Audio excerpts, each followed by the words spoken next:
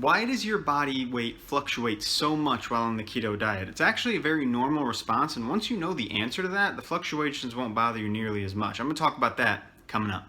Welcome to For Faith Fitness, the #1 YouTube channel to help you fight obesity. If you are in the middle of that fight, consider sticking around, subscribing, because that's all I talk about, and I promise, with the right education, you're going to win. Okay, so I'm going to tell you why those fluctuations are happening, but at the end of the video, I'm actually going to tell you something that you can avoid those fluctuations altogether. At least it'll make it a lot easier. So if you're interested in that, make sure to stick around. Okay, if I could summarize why you're seeing fluctuations, especially bigger fluctuations on keto, if I could summarize that into one point, it would be that your body is super sensitive right now, especially to water retention. That's because usually when you're on keto, you were not going so low carb before. So your body is freaking out in a lot of different ways. It's not used to getting such low carbs. It's learning how to use fats as energy and how to better metabolize protein to protect your muscle. It's learning so many things. Your water weight's going to be fluctuating like crazy. So your body is just freaking out.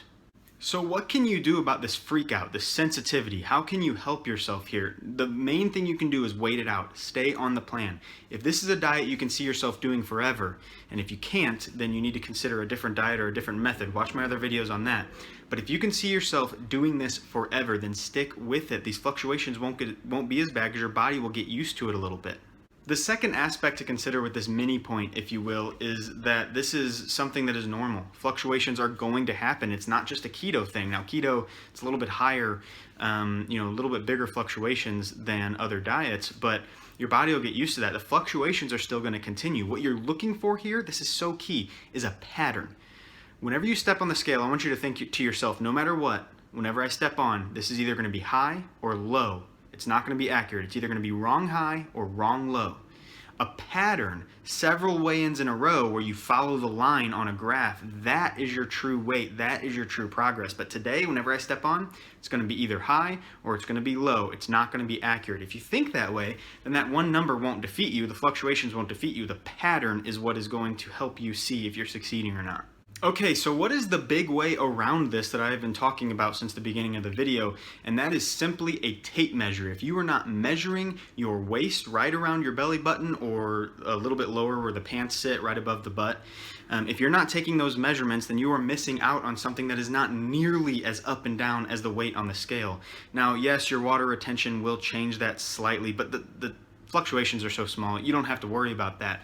So I've left if you don't have a good tape measure, because you actually need one that is like more for like material, it needs to be loose and free, not one of those metal tape measures. If you don't have one of those, I left a cheap one in the description down below, so you can just get that there. You don't need anything fancy. It's like $7 from Amazon or something like that. So check that out if you're not already taking your tape measurements, because that will completely eradicate this up and down nature of stepping on the scale.